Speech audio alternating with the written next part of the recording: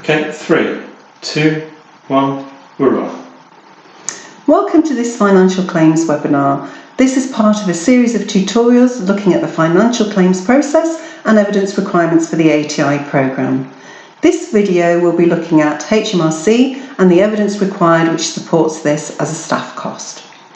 Staff costs claimed on the programme are either fully funded or hourly rate, and this is explained in more detail in a separate staff costs tutorial.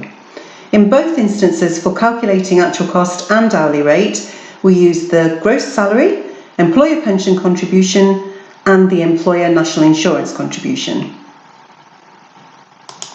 This information is normally found in various documents, including individual payslips, the organisation's payroll summary, and the organisation's pensions list. For these documents, from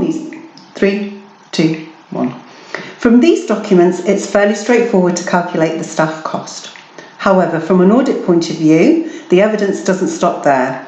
In order to validate these costs, the auditors want to see a clear trail of evidence from the staff member's individual employer national insurance contribution through the total organisation's Hmrc payment. The reason auditors want to see the total Hmrc payment is because the national insurance contribution payments are included within the Hmrc payment, along with tax and organisational allowances and deductions. I'll explain this in more detail with examples a little later in this section. In this tutorial, I'll be going through the evidence requirements for the national insurance contribution element, which makes up the staff cost. So, going through this step by step, here we have the staff member working on an ATI. There will be some differences between organisations depending on the payroll system used, but there is usually some type of payroll summary, which lists all employees working within the organisation and will include information relating to employer national insurance, employee national insurance, tax, and any deductions and adjustments such as statutory maternity pay, sick pay, apprenticeship levy, student loans, etc. For some organisations, the payroll summary alone provides sufficient information from which to calculate the total Hmrc payment, and that would complete the evidence requirements for Hmrc. However, in most cases, the payroll summary is not reliable. However, in most cases, the payroll summary is not reliable on its own to provide the Hmrc figure and needs to be supplemented with a P32 or similar document, depending on your particular payroll system. The P32 document makes all the necessary calculations and provides the total Hmrc payment amount, which should then match the defrayal on the bank statement.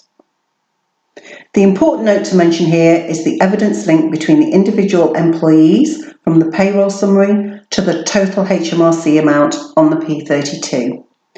This is best illustrated with an example.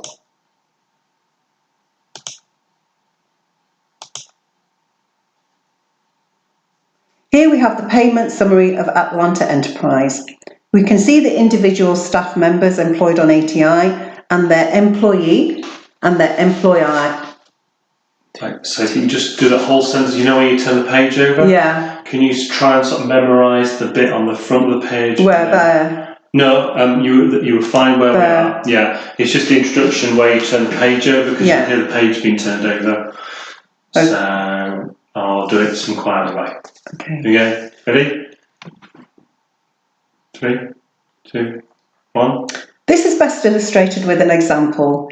Here we have the payment summary of Atlanta Enterprise. We can see the individual staff members employed on ATI and their employee and employer national insurance contributions.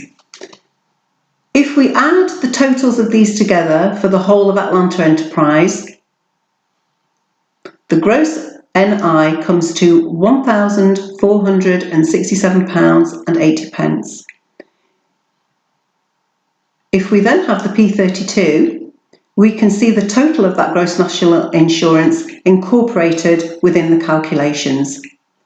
After all the calculations are made, on item 18 is the total amount due to Hmrc, which is £2,013.20, which is also the amount we would expect to see defrayed on the bank statement. And if we look at the bank statement, we do indeed see that appear. And this demonstrates, and that does indeed appear on the bank statement. This demonstrates a clear evidence trail and would complete the evidence requirements for Hmrc. So just returning back to the slide.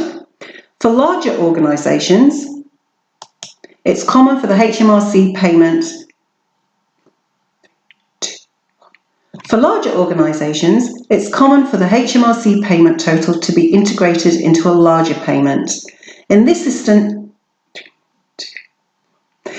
instance, we would also expect to see the BACS list of payments and the defrayal of the larger BACS total. I won't go into specific detail here as this is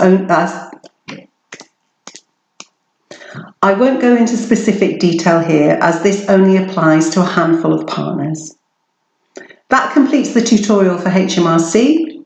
You may now want to view the salaries and pensions tutorial. If you would like further clarification on any of these topics, please contact us at your consortium. Thank you for watching. Cool. Let's go. Did that even